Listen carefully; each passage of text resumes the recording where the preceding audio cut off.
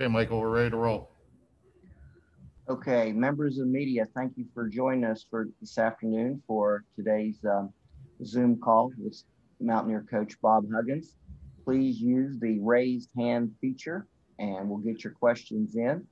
We're ready for questions and we will start. Coach Huggins, we will start with Greg Hunter. So, Coach, just how's the trip so far? Last we talked to you, were in Austin, now in Fort Worth. So give us a synopsis of the trip and then your thoughts on TCU. Trip was good.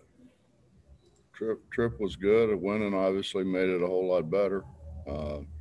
We bussed, 3.5 hours or so, 3.5, 4 hours up to Fort Worth, and had a little workout yesterday. Didn't go real hard, but we kind of just went through their stuff and what we wanted to do, and we're going to go a little bit harder today for a little bit longer, and then get ready to play tomorrow.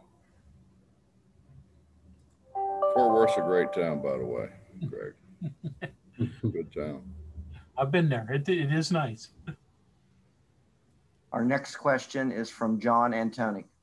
Hey, Coach, looking at the scores from TCU, are you anticipating them trying to slow it down and try to play more possession the way they're playing right now?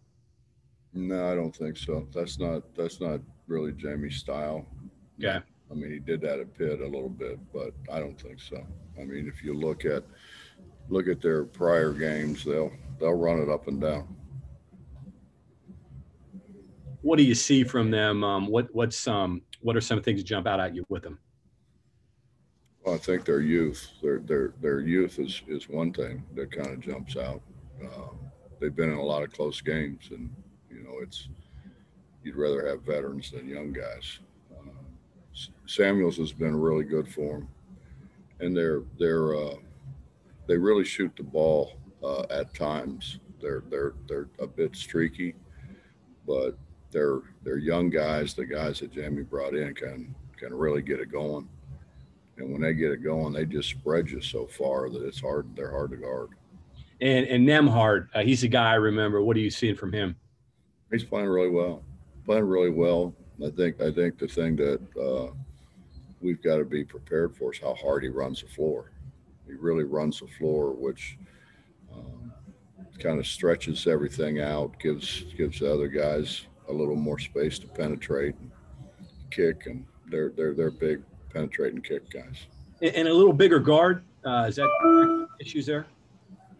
Well, he's a little bigger, yeah. O'Bannon's a little bigger. I mean, yeah. I don't know what O'Bannon is, whether he's a forward or a guard, but he plays on the perimeter. They've got really good size on the perimeter. Back to Greg Hunter. Bob, you talked about this the other day, but you could end up playing 7 games in a 2-week span. So how do you adjust practice accordingly? You got to save legs. So how much do you cut back? Who said you have to save legs? They play 100 games in the NBA. I tell our guys that all the time. You guys are tired. In the NBA, you're maybe 1/8 of the way through your season. No, we didn't. We got some shots up yesterday, and we kind of dummied through, walked through, just to start to familiarize them a little bit with what TCU does. Watch some film with them back at the hotel, and we're going to go. We have to go a little longer today to get in everything that we want to get in. Chris Anderson.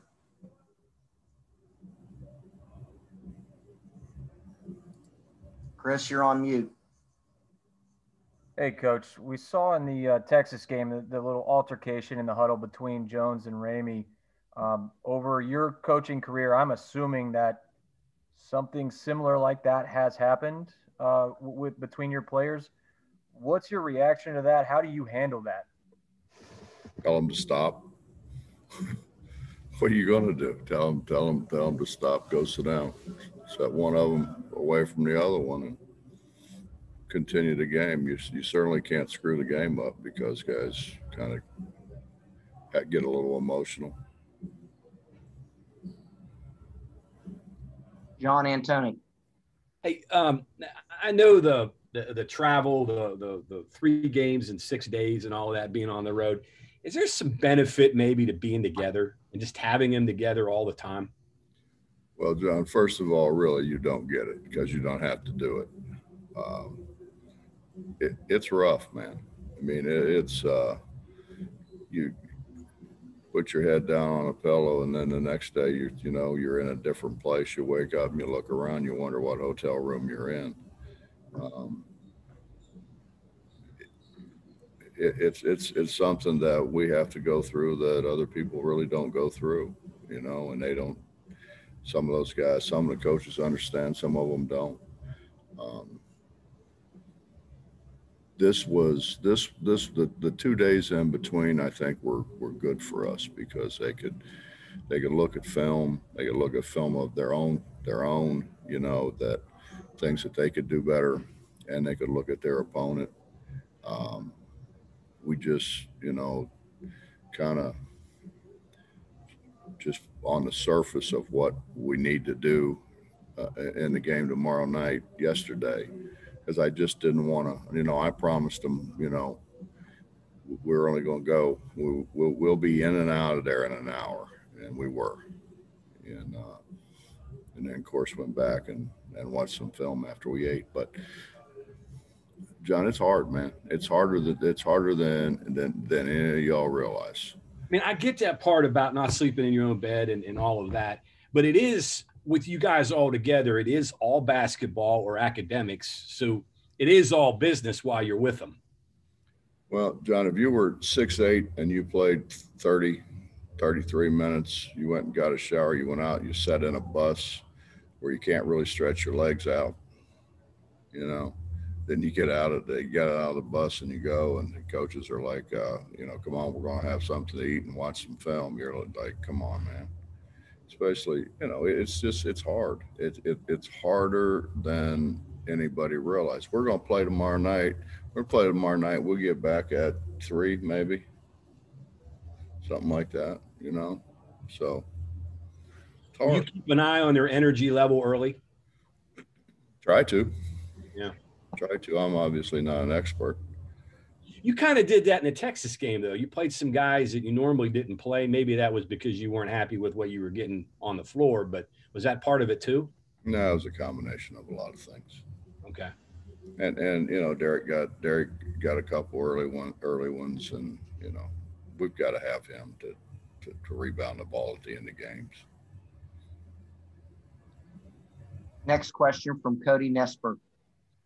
Hey, Coach. I believe this is going to be either your 19th or your 20th time coaching against Jamie. And I was just wondering, what's it like to coach against a guy that you have a decade plus of history with? I don't know. I don't really think about it.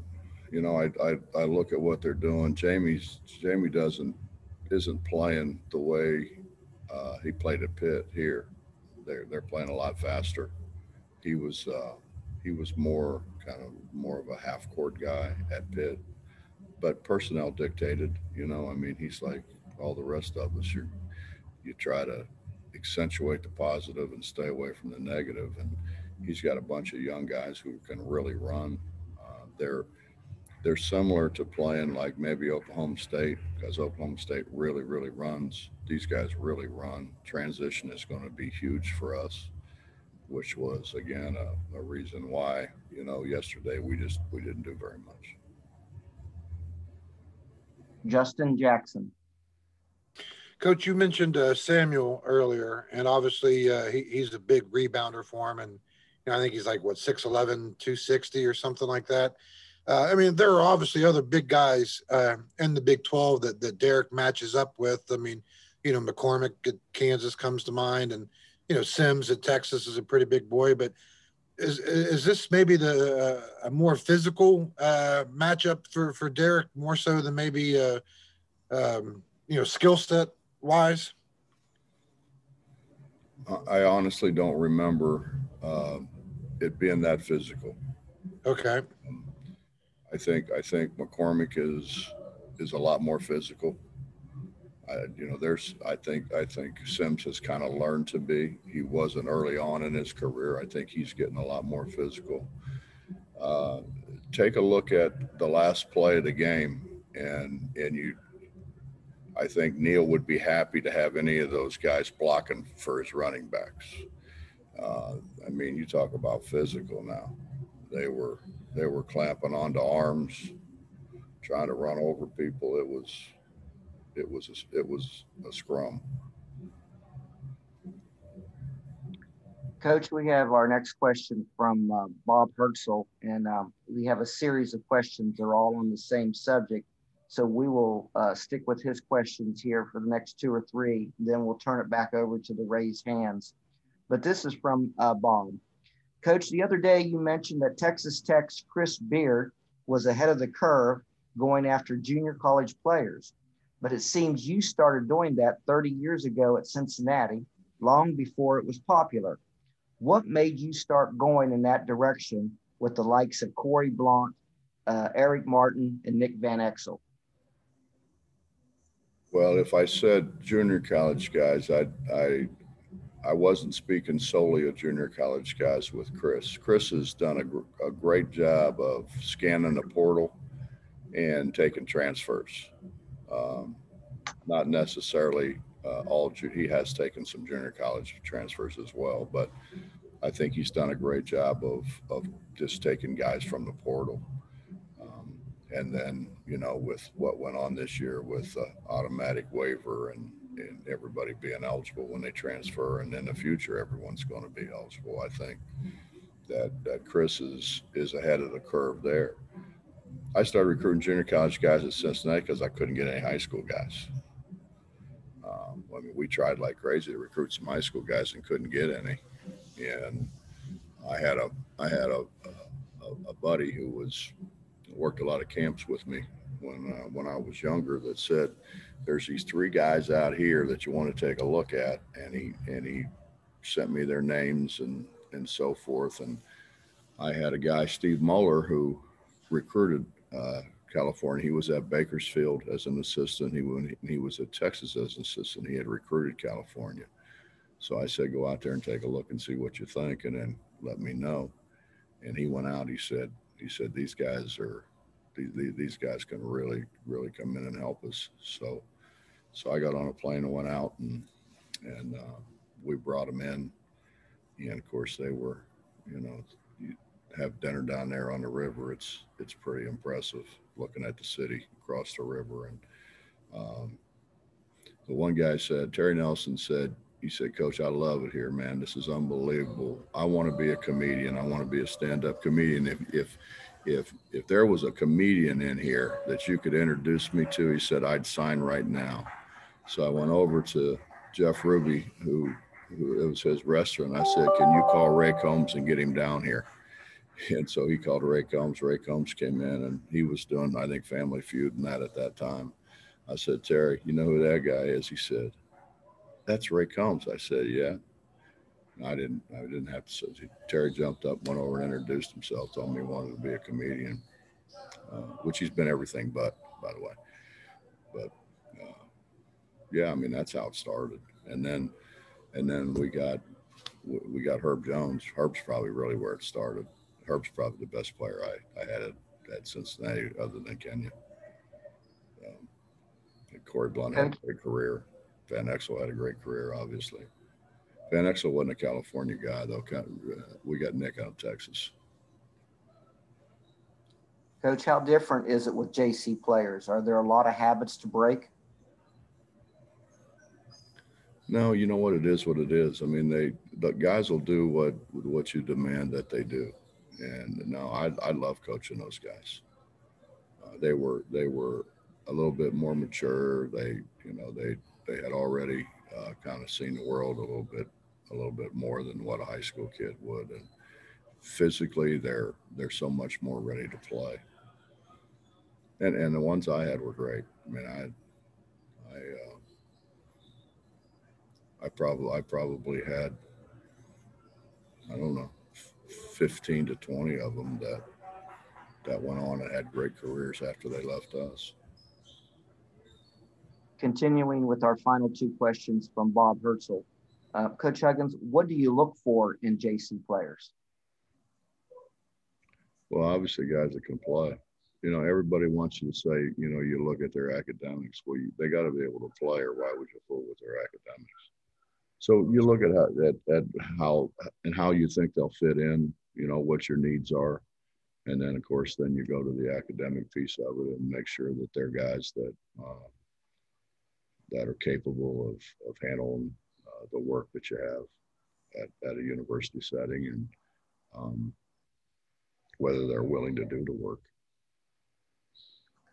Our final question from Bob is, why do you believe you have been so successful with JC players over the years? Well, I think I relate to them well. You know, they've seen a lot more than a guy coming out of high school. And I think you put the time in, you know, you put the time in to get to know them. You put the time in to see, you know, where they're coming from. You listen to them. But, you know, I mean, the biggest thing is you coach them. Guys really deep down in want coach. They act like they don't, but they really do want coach. Okay, back to the raised hand feature, Chris Anderson.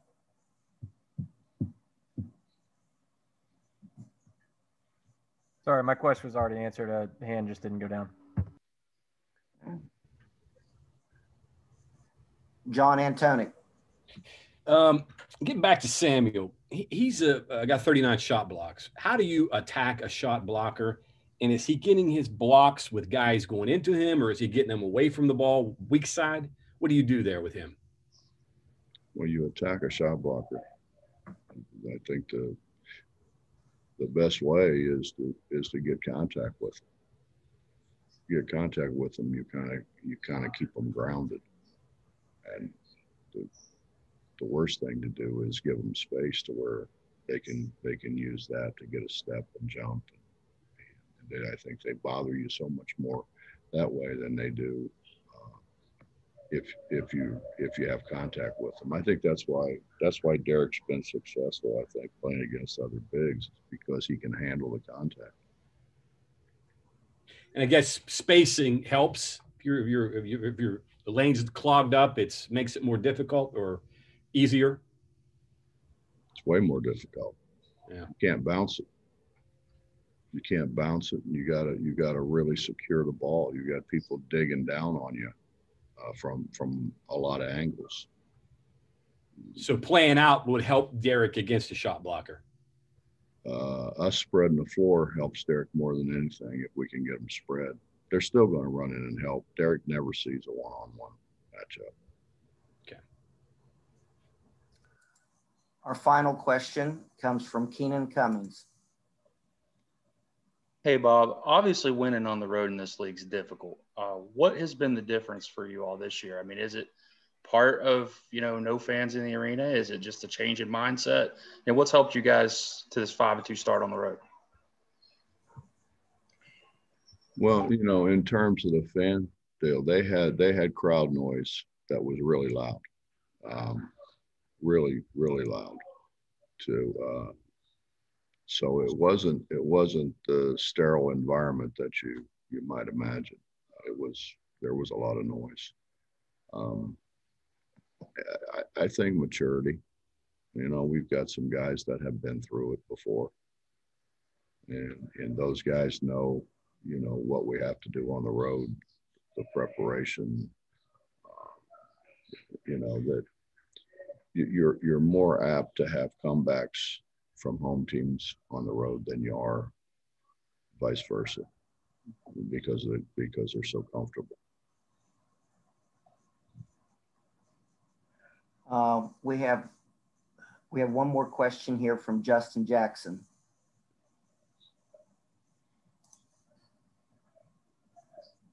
Sorry about that.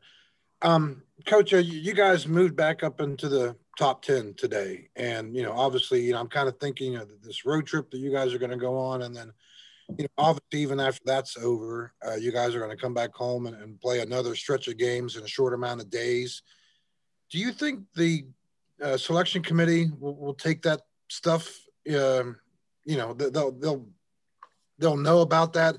They'll consider that when it comes to figuring out seating, the stuff that you guys have had to go through this year. Well, they never have. I would doubt it. I think actually I was on the committee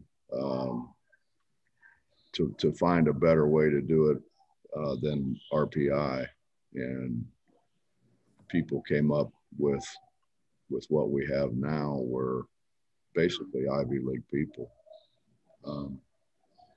And we just, as coaches, tried to say, why would that carry this much weight, or why would that not carry some weight, and tried to tweak it as best we possibly could. But I think it's going to more depend on the net than it is anything. Although I'm told, I've never been on a selection committee, obviously, but I'm told from people that have been on a selection committee that a lot of it is just eyeballing them, that those guys actually do towards the end of the year. They actually do watch a ton of games. And so they have an idea of how good they think people are based on them watching the games as well as the net. But there's no, as hard as we've tried, there's no perfect answer. Yeah. I mean, I think the net's a pretty good tool, but the net doesn't take into account, you guys possibly playing, whatever it's going to be, 8 games in 10 days or 9 games, whatever that measure is. That's not going to be represented in the net. No, it won't be, but that's supposed to be part of the eyeball test. That committee members are supposed to be aware of the fact that. But what they're not aware of, though, Justin, honestly, is getting back at 4:30, 5 o'clock in the morning, going from there over to study hall, doing their classwork, and then come in and, basically what we do is kind of look at film and spend a lot of time looking at film, trying to keep them awake rather than have them out running up and down on the floor. Because, I know how tired I am when we get back, and I can imagine how tired they are. So, it's never going to be perfect. There's too many things involved for it to be perfect. But, I think it's, although you guys ought to talk to Josh, because Josh is really good at it. And you weren't supposed to get all this credit that people are getting for playing what's it called, tier 4 teams, the real low major teams, and beating them by 40, 45. And actually what we were supposed to do was kind of eliminate that from the net. And I think the way it turned out, I think you're getting a lot of credit for beating people bad, which was not what we set out to do. Okay, Coach, thank you very much for your time. Appreciate You're welcome. it. Members of the media, just a reminder for the Kansas State game on Saturday, your credential requests are due in by 4 p.m. on Wednesday. Sign into the Sports Systems website to request your credentials by 4 p.m. on Wednesday. That concludes our session for today. Thank you all.